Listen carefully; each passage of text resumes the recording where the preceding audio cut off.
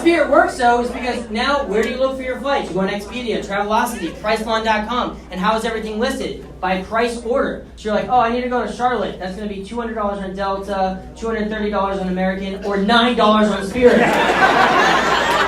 How could I not afford this decision? And then you get there and you realize that's because they're cutting corners with everything. They don't even have a gate at the airport. There's just a guy with a sign. He's like...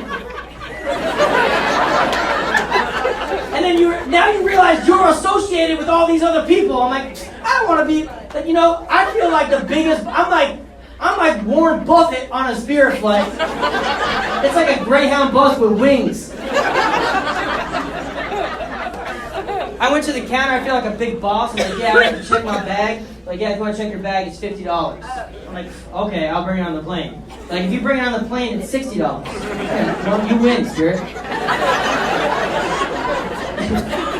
I had my worst flight ever, man. I'm at worst flight. I was coming back from Miami to go back to New York. My worst flight ever was on Spirit. 8-hour delay in Miami on a Spirit flight. Can you imagine that? 8 hours?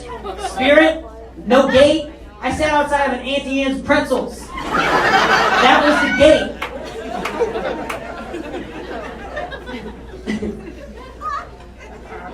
And I met a girl outside that Auntie Anne's Pretzels. I did. I met a girl, and 8 hours is a long time. We really started chopping it up outside the pretzel shop.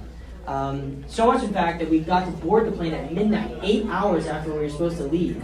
When we pulled that little maneuver, you know when you fly with friends or like a loved one, but you don't get the seats next to each other, and you have to play that little game of like little charades of who's gonna switch skis and try to get, sit next to each other. Me and this girl did that, the pretzel girl.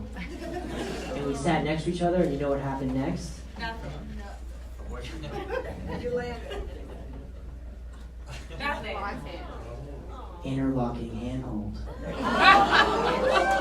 Dude, a fucking interlocking handhold? That's a date 3 move. We pulled that off on a Spirit flight.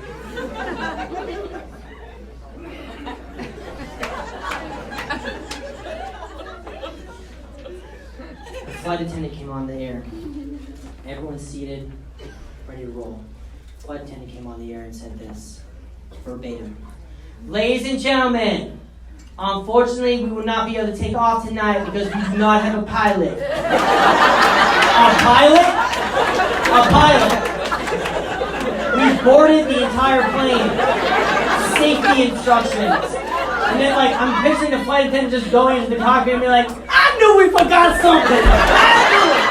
There was something missing. Susan,